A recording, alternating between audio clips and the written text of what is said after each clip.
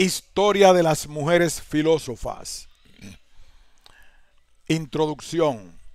Las filósofas de Gilles Ménage. Rosa Rius Gattel. Pues la filosofía hay que degustarla y no devorarla. Gilles Ménage. A finales del siglo XVII se publicaba por primera vez un libro titulado Historia Mulierum Philosopharum Lyon, 1690. La obra se debía a Gilles Ménage, latinista y gramático de fama, también poeta menor. Se apresura a señalar la crítica. Un autor a quien alguien tan poco proclive al elogio como Pierre Bailly definía en su Dictionnaire historique et critique como un des plus savants hommes de son temps, le baron du siècle. En 1692, apenas 2 años después de la primera, aparecía una segunda edición de la historia. El libro iba dedicado a Anne Lefebvre, la más sabia de las mujeres actuales y del pasado. Intelectual francesa, editora y traductora de numerosos clásicos griegos y latinos. De ella escribió Voltaire.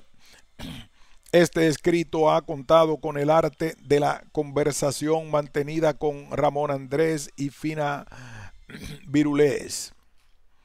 Madame Dacier es uno de los prodigios del siglo de Luis XIV. Una historia de las filósofas escritas en el siglo XVII, donde se han conservado sus nombres, sus obras o fragmentos, su pensamiento.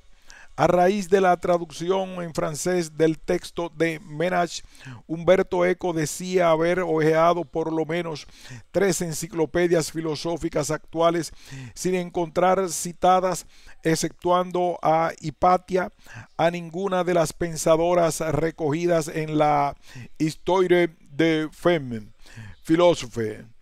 Concluía el autor italiano, no es que no hayan existido mujeres que filosofaran, es que los filósofos han preferido olvidarlas, tal vez después de haberse apropiado de sus ideas.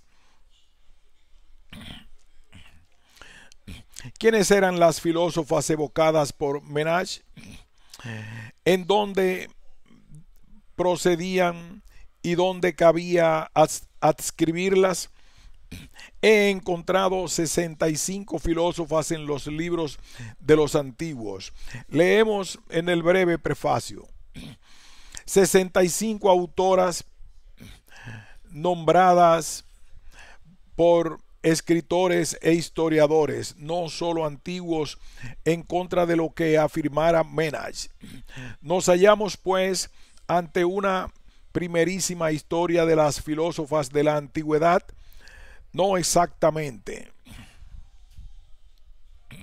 Ménage compuso la obra como una especie de diccionario de filosofía en el que, con entradas de desigual extensión, indicaba quiénes eran las allí reunidas, así como las fuentes, sobre todo antiguas, en las que aparecen mencionadas. La poca referencia a su pensamiento, algo que suele reprochársele a nuestro autor, podría hacernos pensar que el resultado de la lectura de textos es en cierto modo decepcionante, pero la obra debe ser leída atendiendo a su propósito, a su naturaleza. No creo que decepcionara en el momento histórico en el que vio la luz, sobre todo entre un amplio círculo de las personas que la leyeron o comentaron. No pretendo con ello salvar a Gilles Ménage como historiador. Este libro no es ciertamente una historia de la filosofía desde una óptica moderna. Para avanzar en ese sentido, sería oportuno preguntarse a quién iba destinada esa historia y cuál fue el propósito de su redacción. Sobre este punto puede resultar de ayuda a algunos elementos contextualizadores. ¿Quién fue Gilles Ménage? Alguien que se ocupó en profundidad de la lengua francesa, el creador del Dictionnaire étymologique o Origine de la langue françoise.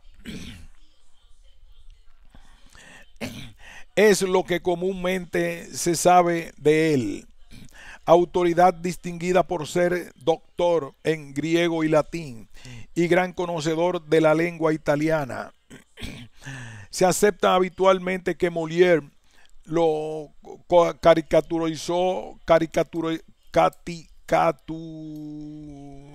caricaturizó e inmortalizó bajo los rasgos del pedante Badius en Las mujeres sabias. Los trabajos en el terreno filológico se consideran sus principales contribuciones. Estos incluyen, además del Dictionnaire étymologique, l'origine de la lingua italiana, Préservation sur la lengua française. Autor polémico y polemista, los estudios sobre su obra nos trasladan los numerosos reconocimientos de que fue objeto, pero también las descalificaciones de sus contemporáneos, sin medir ahora la fuerza de sus defensores o de sus detractores. No puede negársele el papel que ocupa en la historia de la lingüística. Sin embargo, sin desatenderla, no es esta la vertiente del autor que deseo subrayar aquí. ¿Quién fue entonces el Gilles Ménage capaz de responder a algunos de los interrogantes antes planteados? Tal vez pueda hacerlo ese autor que estimó a las autoras de su tiempo y reconoció su saber. Alguien que al principio del prefacio de su historia no ponía en duda el hecho de que también ha habido algunas mujeres que se han aplicado a la filosofía.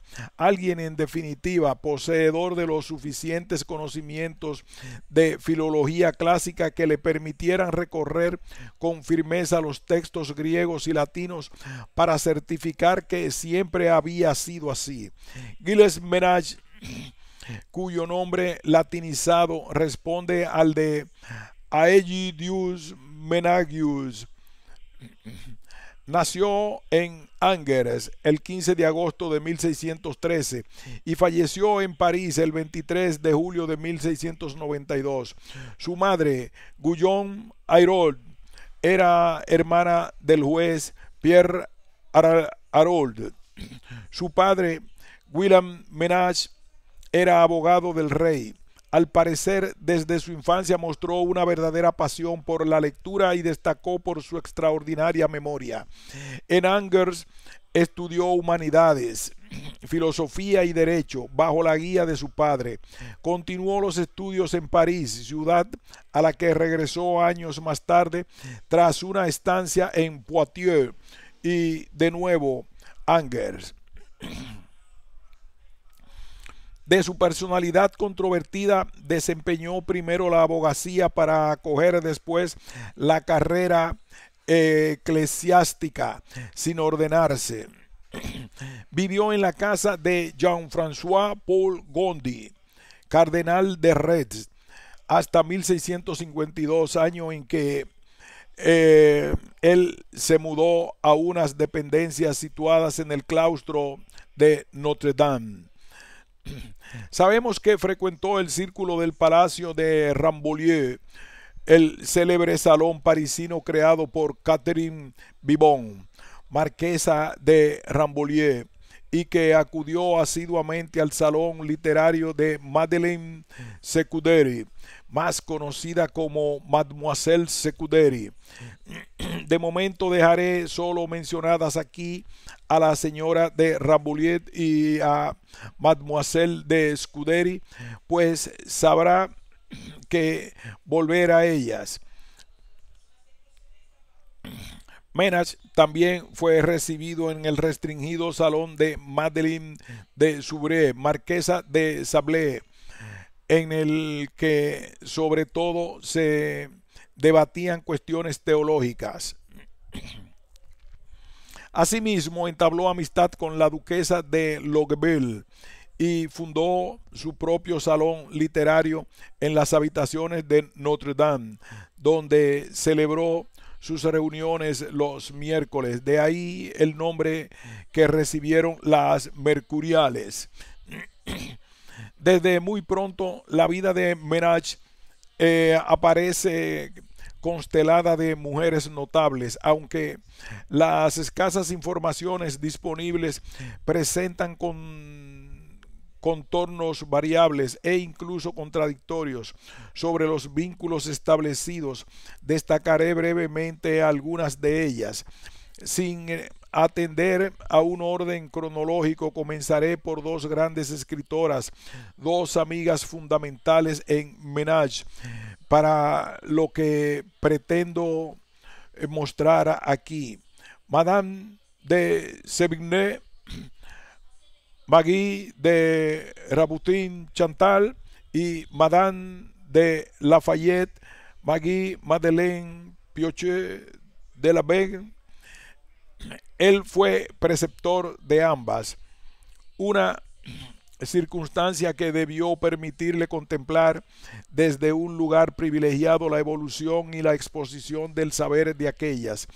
Madame de Sévigné y Madame de Lafayette se conocieron en 1651 y su amistad continuó el resto de sus días. Las dos eran ricas herederas y recibieron una educación no formal, pues la educación formal desde el punto de vista académico estaba reservada a los varones. Sin embargo, su formación y pasión por el conocimiento las impulsó hacia un saber superior al de la mayoría de las mujeres de su condición social. Madame de Sévigné estudió italiano, lo cual le permitió abordar, por ejemplo, la lectura de Tasso en su lengua original. Lectora de Virgilio, San Agustín, Montaigne, Pascal, y sentía una debilidad especial por los autores latinos. Tácito y Quintiliano destacan entre sus lecturas. También los moralistas, aquellos que hablaban de la vida y preparan la muerte. Fue sobre todo una fecunda escritora epistolar. Sus cartas describen, como pocas veces se ha hecho, el clima moral y espiritual de su época, al tiempo que nos transmiten su intenso gusto por la vida y la pertinaz defensa de la libertad, junto a lo cual es perceptible un extraordinario mosaico afectivo hacia los suyos. Cabe recordar en especial las cartas de François Marguerite, en las que expresa una gran pasión, el amor por su hija y su admiración por la naturaleza. Entre los más señalados destinatarios de sus epístolas destacan la Rochefoucauld y Madame de Lafayette. Acogida en las mejores sociedades de su época, no tenía la costumbre de recibir en su propia casa. Acogida en las mejores sociedades de su época, no tenía la costumbre de recibir en su casa. Fue admitida en la Chambre Bleue, a la que me referiré, justo a tiempo para admirar su postrero esplendor. Con Ménage entabló una intensa amistad intelectual.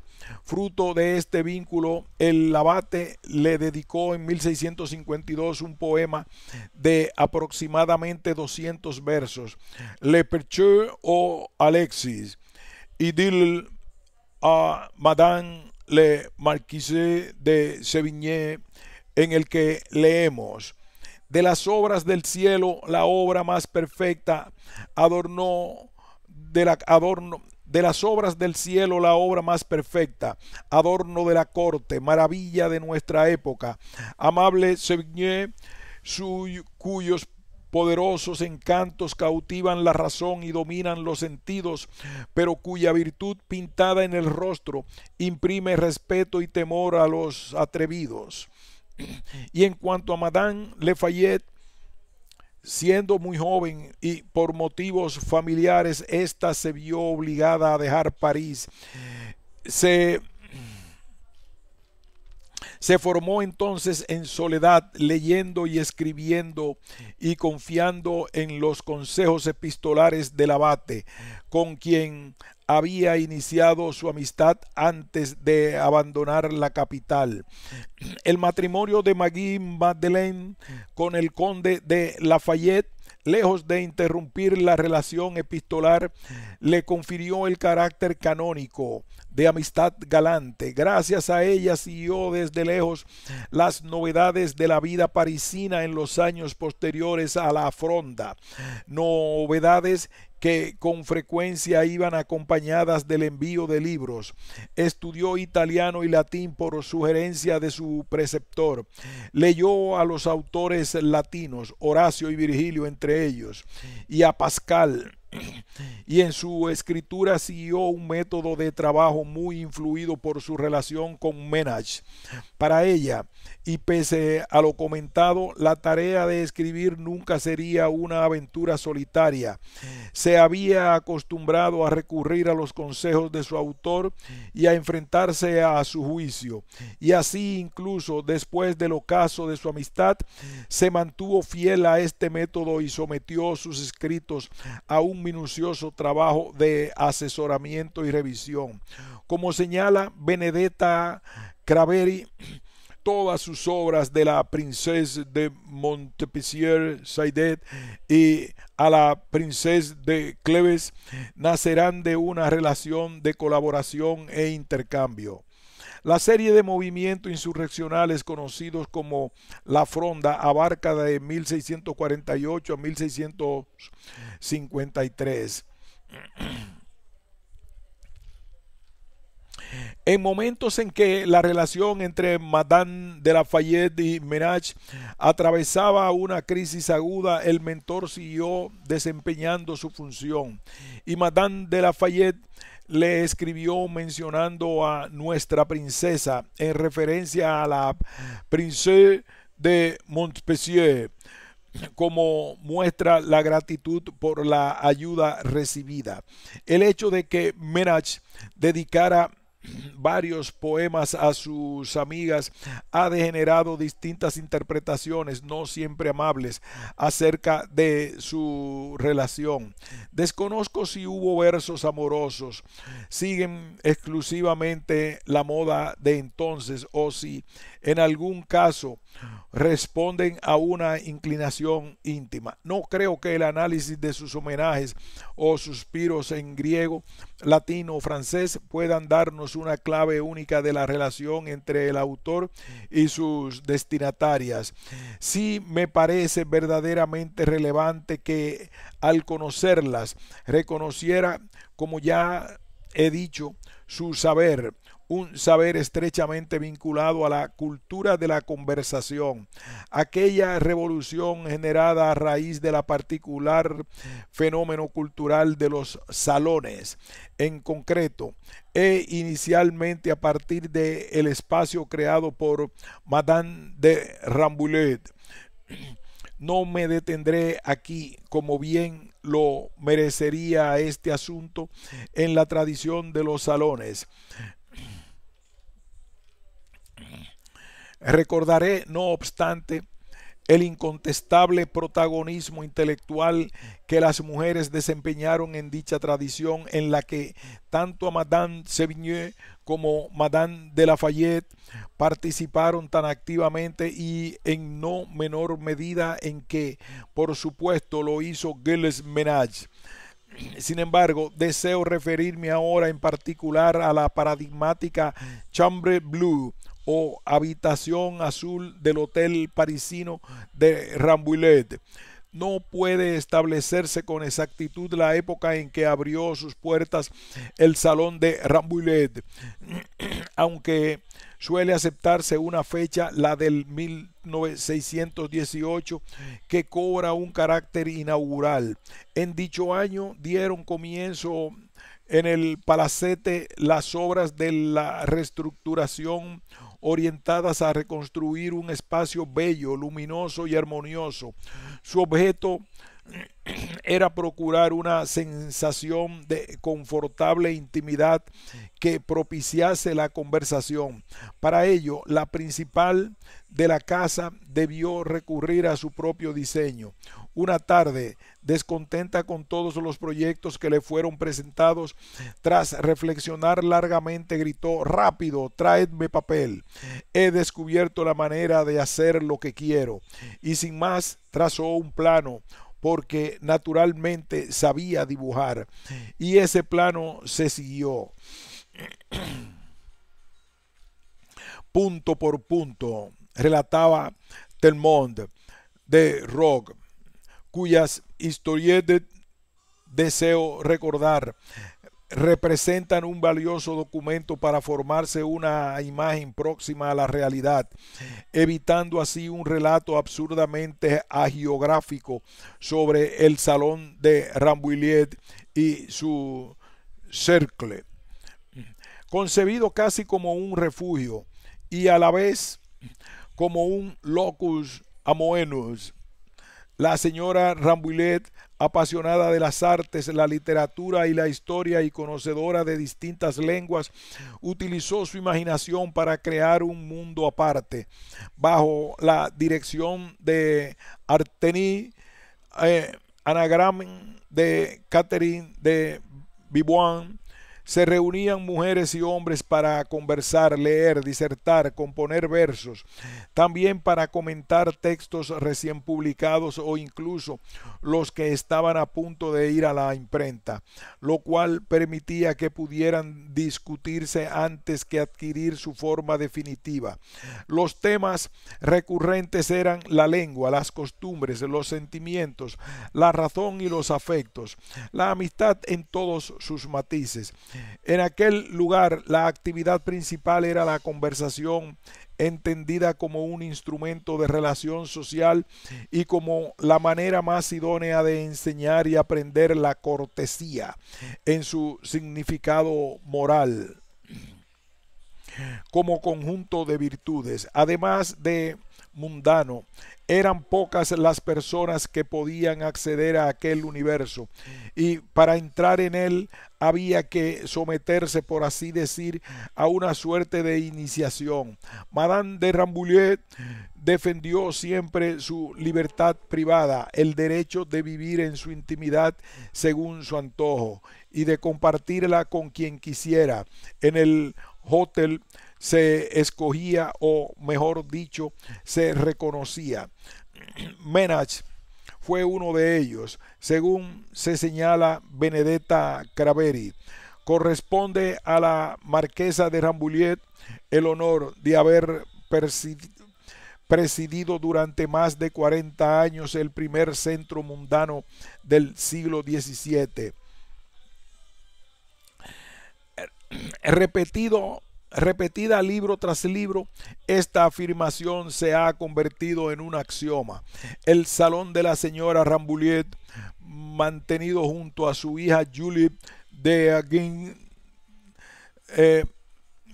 no fue el primero en sentido estricto, pero el suyo fue tomado como un ejemplo en toda Francia durante el siglo XVII y asimismo en los salones dieciochescos de las filósofas. Ménage frecuentó asiduamente, como lo había hecho durante las décadas anteriores, los salones que proliferaron después en el período que siguió a la Fronda, los cuales estuvieron guiados en su mayoría por mujeres. Ese es un mundo que vivió de cerca y que le proporcionó testimonios directos de un espacio de transformación creado, mantenido y desarrollado por mujeres, un espacio en el que, como he indicado, la conversación se manifestó como un principio, un eje civilizador, y se constituyó en lugar de formación del pensamiento. Fue en aquellos años, en el meridiano del siglo XVII, cuando aparecieron numerosas obras dedicadas a elogiar a las mujeres, algo que podría responder a un parcial cambio de actitud por parte de un sector de la cultura masculina y que ya en cierto modo se había producido en distintos momentos de los siglos XV y XVI en relación con el debate conocido como la querelle de Femme. Así, por ejemplo, en 1645 vio la luz Le Femme Héroïque de Jacques Debord. En 1646, Le Triomphe de Dames de François du Soucy. Sur de Gersan en 1663. Le Cercle de Femmes Excavantes de Jean de la Fougue en 1673. El cartesiano François Poulain de Labarre publicaba el Tratado de Legalité. El Tratado de Legalité du Sexe, libro que en palabras de su autor solo fue recibido con entusiasmo por las preciosas. Se insertarían en aquel contexto la historia de Ménage. Antes de continuar me detendré, sin embargo, en el término preciosa, un concepto que no había introducido todavía, y eso que remitiéndonos a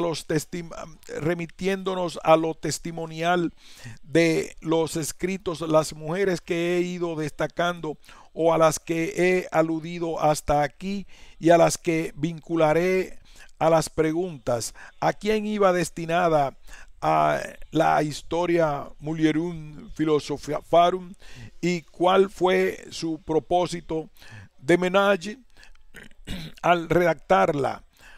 Han sido consideradas preciosas por un amplio sector de estudios, pero ¿quiénes eran realmente las preciosas? Eran ridículas, como transmiten algunos textos del abate Pure Boulois o Molière.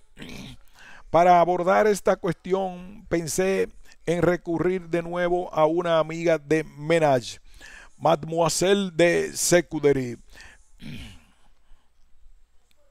presentada a menudo como la soberana de las preciosas.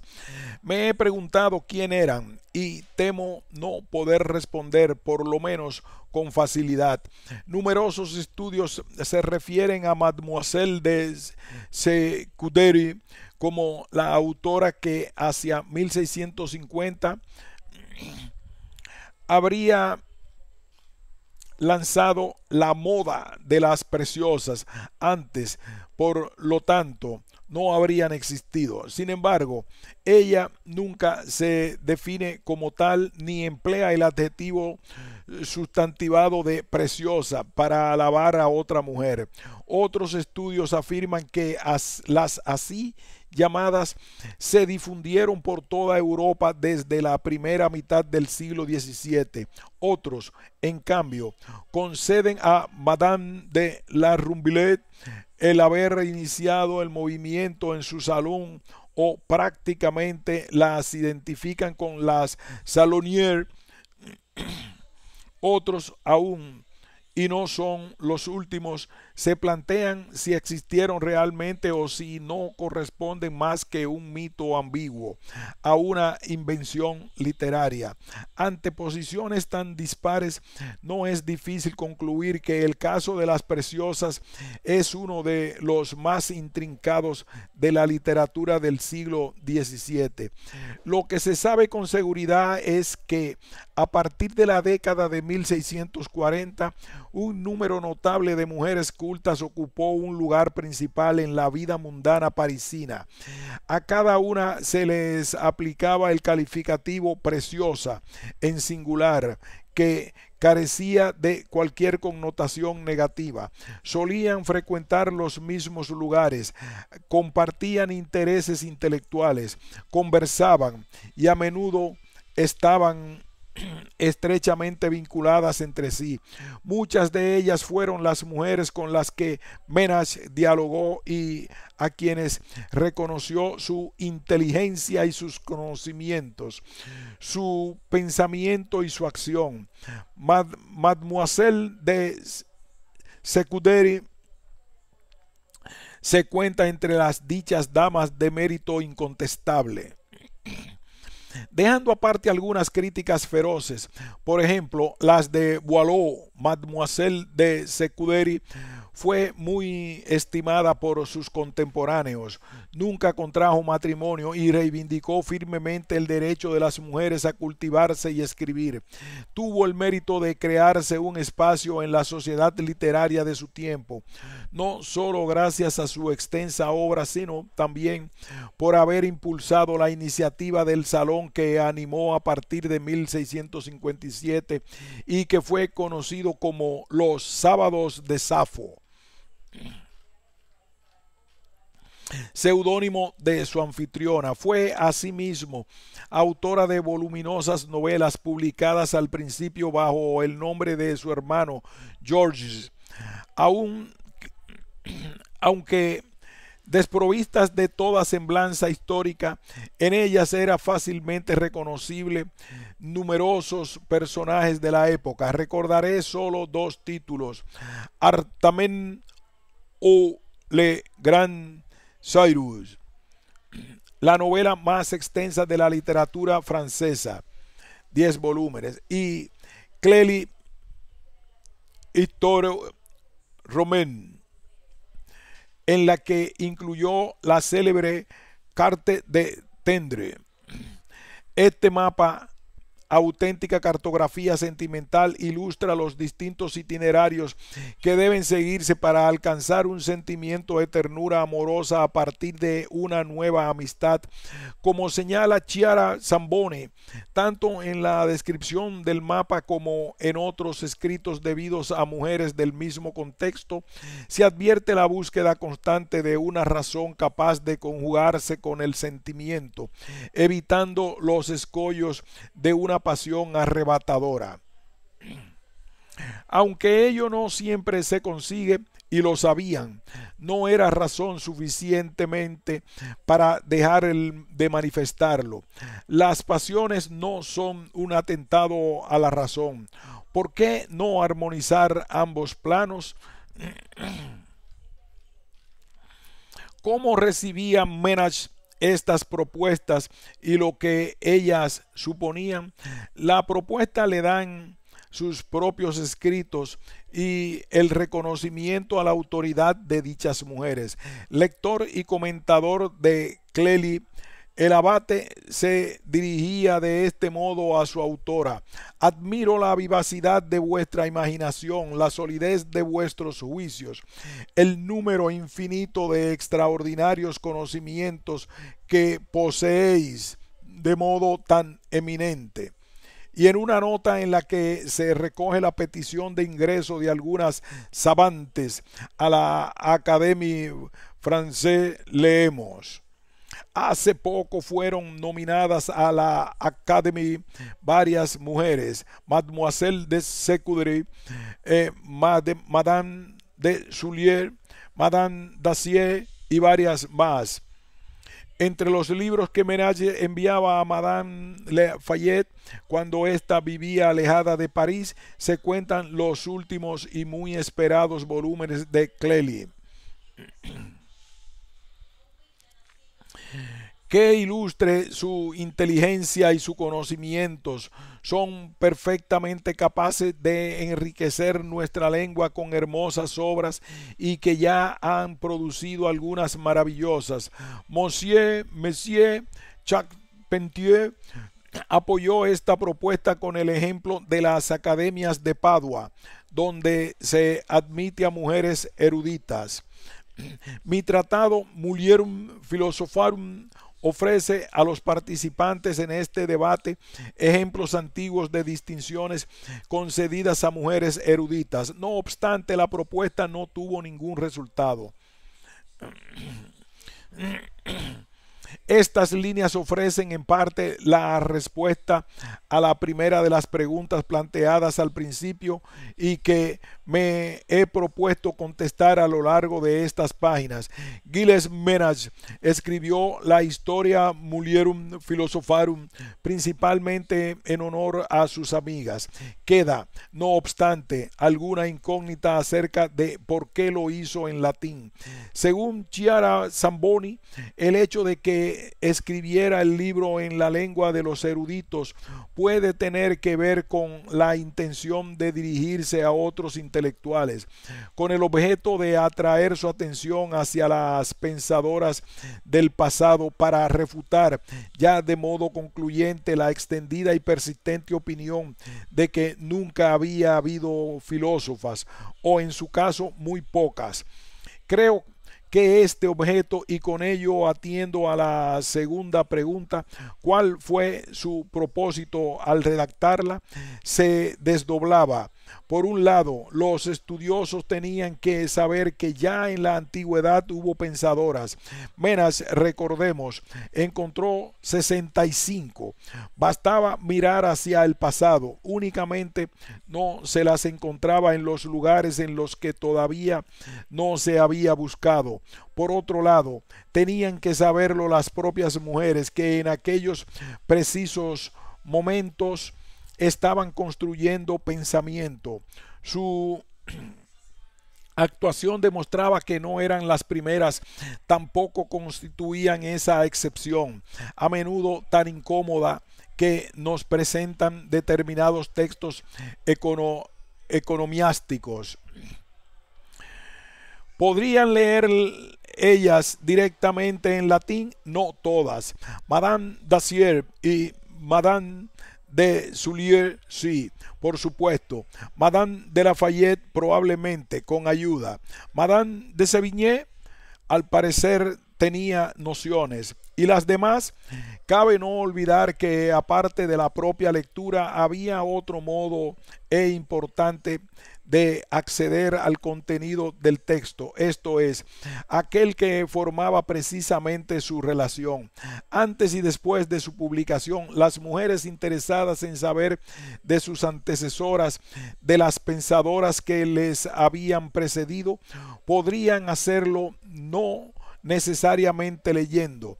Introduzco el antes para recordar que la cultura de la conversación procuraba los elementos necesarios para que ese acceso fuera posible.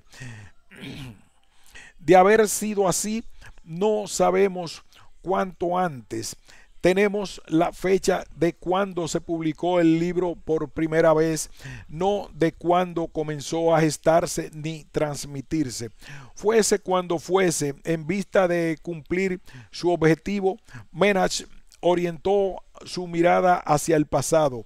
Como leemos en su prefacio, sabemos que el estoico Apolonio escribió un curioso libro sobre estas mujeres y que el gramático Filocoro escribió. Apolonio escribió un curioso libro sobre estas mujeres y que el gramático Filocoro escribió concretamente sobre las pitagóricas. Seguirán Platón, Plutarco, Juvenal, Clemente de Alejandría, Diógenes Laercio, Lactancio, Focio y Suidas o Suda, entre otros. Se sirvió de sus conocimientos de griego y latín para encontrar en las fuentes, los léxicos y las bibliotecas las mujeres que cultivaban la filosofía. Una vez descubiertas, ofreció a su época lo que había encontrado. Luego, al publicar los resultados de su indagación 1690-1692, esto es, cuando cuando contaba casi 80 años, proyectó su descubrimiento hacia el futuro. De esta manera, Maggie Ellen Whitehead, que editó en 1987 A History of Women Philosophers, describe en la introducción su encuentro con la obra de Menach, la primera de referencia de que señala en octubre de 1980, como una de las principales fuentes de inspiración para la creación de la historia de las filósofas de las que es editora. En 1984, Beatriz H. Sedler, en su edición inglesa del texto, señalaba que la identificación de las filósofas allí citadas, así como las fuentes de información sobre ellas, podía servir de punto de partida para reconstruir el pensamiento filosófico femenino de la antigüedad. Pero ¿de qué naturaleza es esa historia que ambas autoras presentan como un modelo inspirador o como un punto de partida? ¿Cuál es su contenido y su forma? Casi al comienzo he apuntado ya algunas de las censuras al estilo menagiano de historiar. Curiosamente, o no tan curiosamente, son muy parecidas a las que de antiguo ha recibido alguien tan decisivo para Menach como Diógenes Laercio, basadas, según recuerda Carlos García Gual, en ciertos prejuicios modernos acerca de cómo debería escribirse una buena historia filosófica. No en vano fue Hegel uno de los autores más despectivos de nuestro autor Laercio, al que trató de amontonador de opiniones varias y chismorreador superficial y fastidioso. Se le viene a reprochar al buen Diógenes Laercio que no compusiera su historia atendiendo más a las ideas de fondo y que en cambio gustara de demorarse en las citas de tantos nombres propios en referencia bibliófilas de segunda y tercera manos, desatendiendo las ideas esenciales. Se reprueba que Laercio no compusiese una historia de la filosofía en sentido moderno, y lo mismo sucede con Menach. Es cierto, nos gustaría saber mucho más sobre qué pensaron las mujeres convocadas, algunas apenas mencionadas. Por otra parte, también es verdad que debido a la escasez de información sobre las opiniones filosóficas de las pensadoras, en la mayoría de los casos no se puede más que sobrevolar su pensamiento.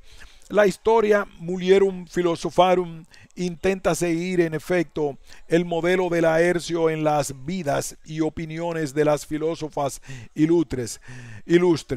Para Menach, el autor griego era el principal historiador de la filosofía, y no solo lo admiraba, sino que efectuó un minucioso estudio de la obra laerciana para su trabajo In Diogenem Laertium, observaciones et emendaciones. Por ello, no debe sorprender que su método y su estilo sean claramente deudores de Laercio. Como este, también Menach acudía a numerosas fuentes para tomar prestadas de ellas los materiales que utilizaba en sus extractos y citas, conjugando todo lo que encontraba de la misma filósofa. El propio Menach señala la similitud de su trabajo con el llevado a cabo por Laercio al afirmar que, al igual que este autor dedica su obra a una mujer, y no se sorprenderán de que os dedique esta exposición de las vidas de las filósofas los que saben que Diógenes Laercio dedicó su obra sobre la vida de los filósofos a una mujer. Según Beatriz H. Sedler, aunque Menach es consciente de que Laercio no empezó su obra con una dedicatoria formal, considera como tal las alusiones a una estudiosa de Platón que aparecen en el texto sobre la vida del autor del Fedro. Aún a riesgo de cortar el ritmo de estas páginas, me permito abrir, aunque brevemente, un paréntesis para introducir a Anne Lefebvre Dacier, hija del profesor de griego y humanidades Tanneguy Lefebvre.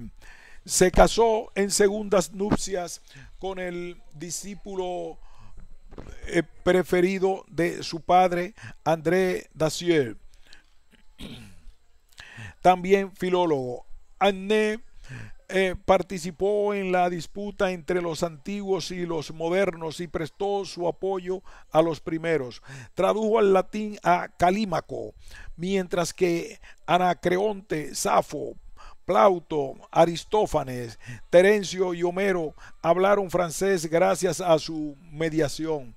Dedicó parte de su tiempo a las ediciones de la colección de clásicos griegos y latinos a Udum Delfini para uso del Delfín, destinados a la educación del hijo de Luis XIV.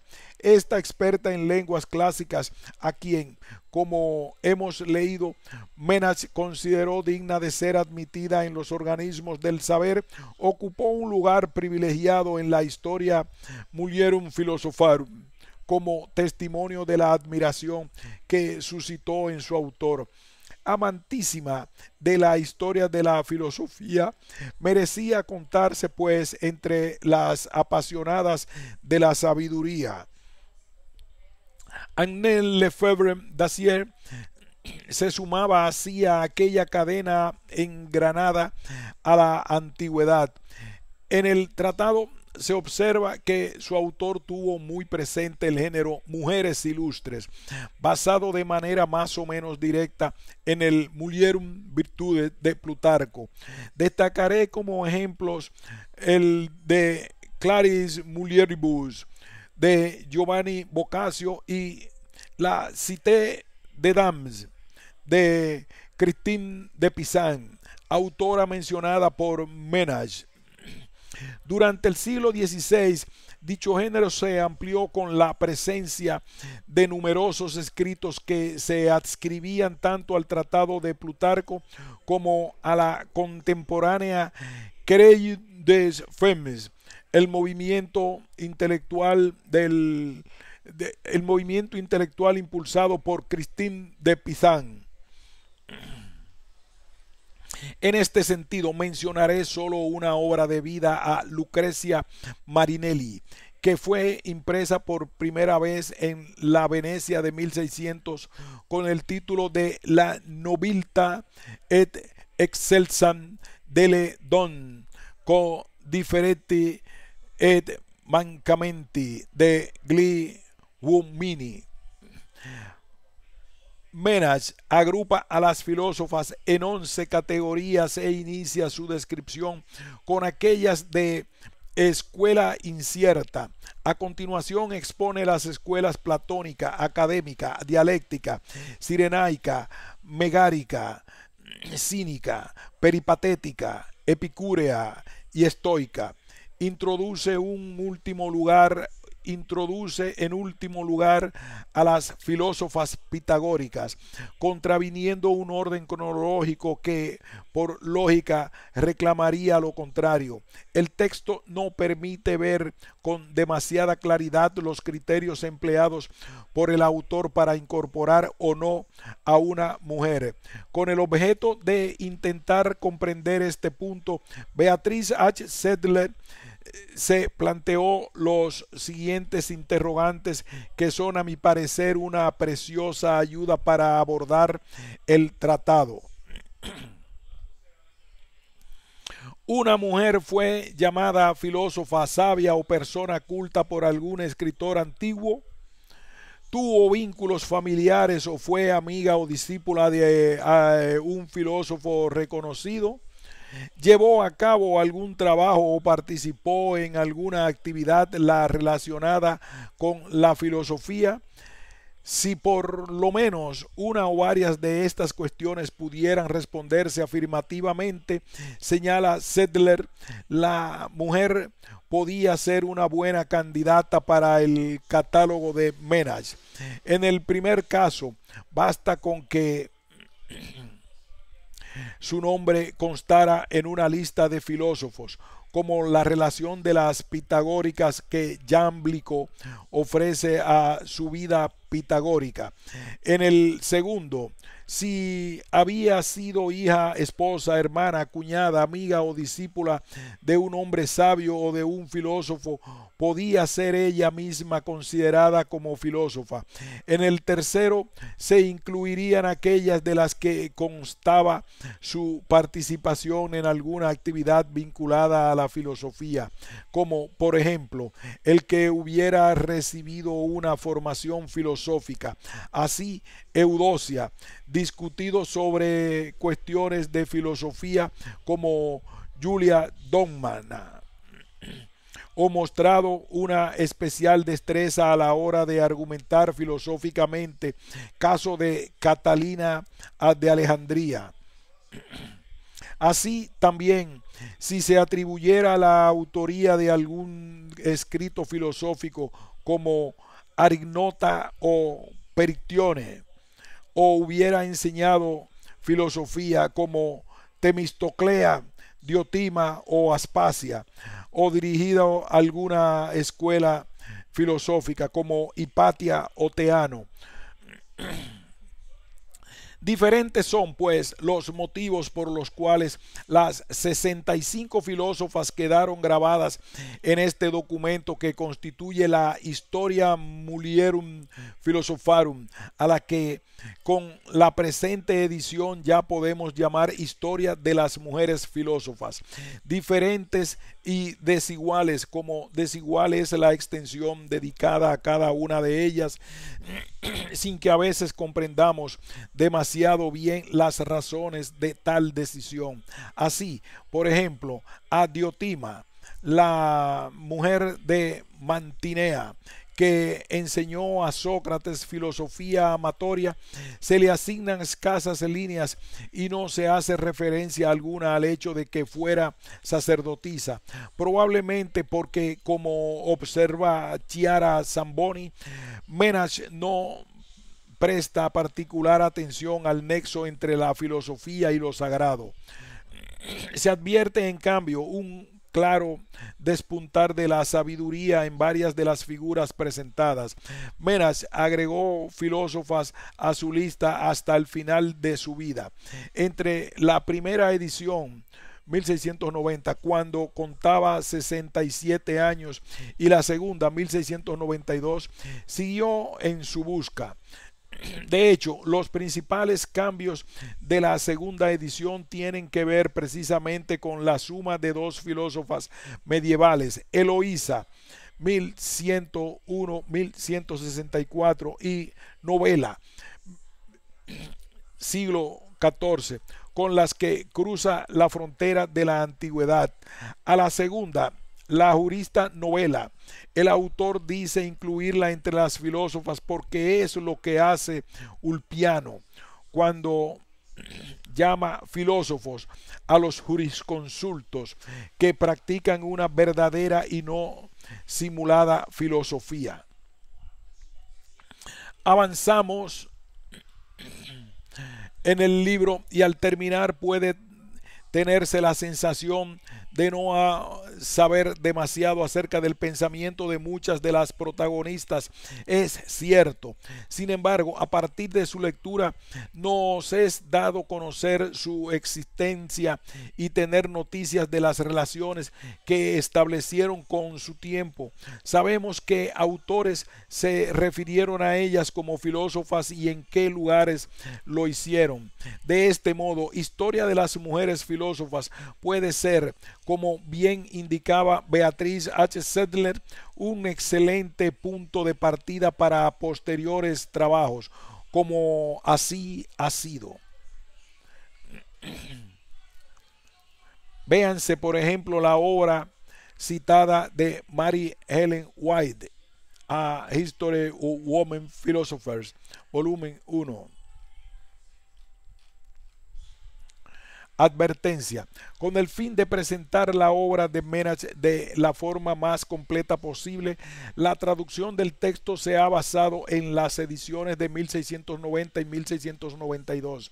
La edición de 1692 amplía la anterior, como se ha dicho en la introducción, con la inclusión de Eloísa, novela y el apartado de las académicas. La segunda edición aporta algunas modificaciones, así como pequeñas correcciones en los escasos lugares significativos en los que la edición de 1690 se separa de la de 1692.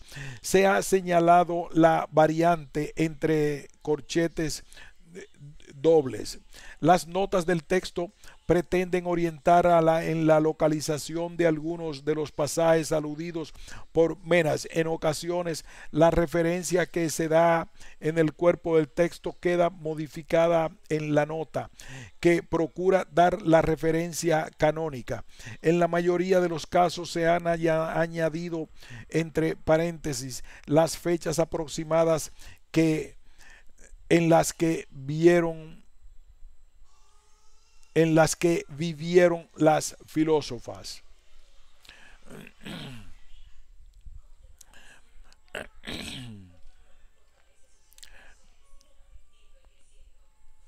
Hasta aquí hacemos una pausa para continuar más adelante con el texto principal de Historia de las Mujeres Filósofas.